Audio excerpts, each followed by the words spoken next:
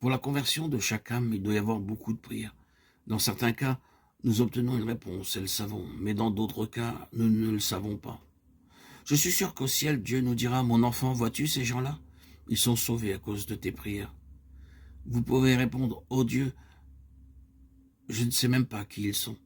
Mais il vous répondra, souviens-toi comment tu priais, où tu priais, pourquoi tu priais. Dieu a une bonne mémoire. Il n'est pas comme nous qui oublions si facilement.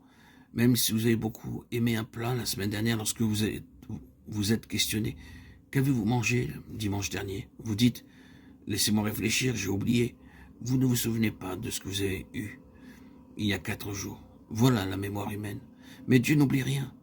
Quand nous le prions, il se souvient de chaque prière. Quand vous priez, votre prière monte comme un encens dans son sanctuaire. Et à travers vos prières, Dieu peut faire beaucoup. Élie était un homme sujet aux mêmes passions que nous. Il était simplement comme nous. Cependant, il avait la foi pour prier. Dieu fit de grandes choses à travers sa prière. Jacques 5, 17, 20. Aussi, ne dites pas que Dieu n'entend pas vos prières. Qui que vous soyez, racheté par le sang du Seigneur Jésus-Christ, vous êtes un prêtre de Dieu. Et vous pouvez prier n'importe quand, pour n'importe qui. Tous ne peuvent pas prêcher, mais tous peuvent prier. Seigneur, enseigne-moi à prier, n'importe quand, n'importe où. Et Dieu entendra. Par vos prières, Dieu peut faire des prodiges, des âmes reviendront à lui, des cœurs seront soulagés, et de nombreux foyers pourront être bénis. Tous, nous pouvons prendre part en cela.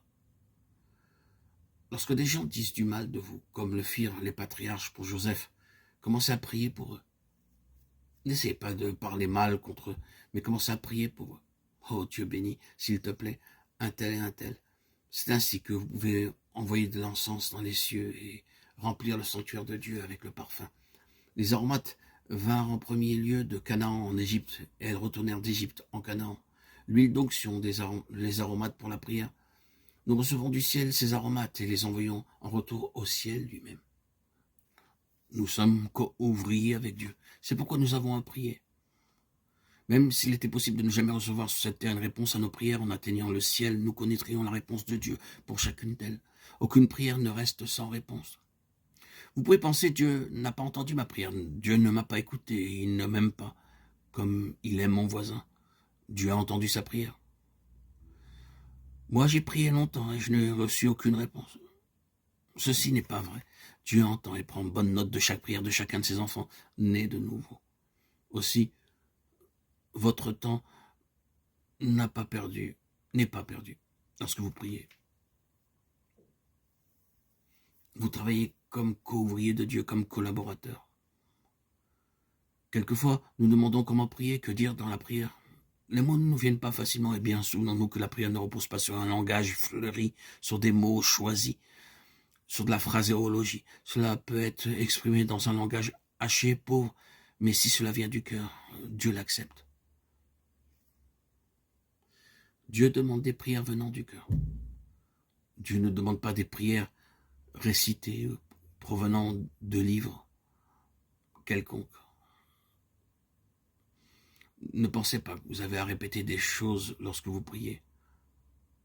La prière n'est pas quelque chose de formaliste. Nous sommes travailleurs avec Dieu et avec cette foi nous prions. Parfois, ce qui est exprimé, un soupir de douleur dans notre cœur, devient notre prière.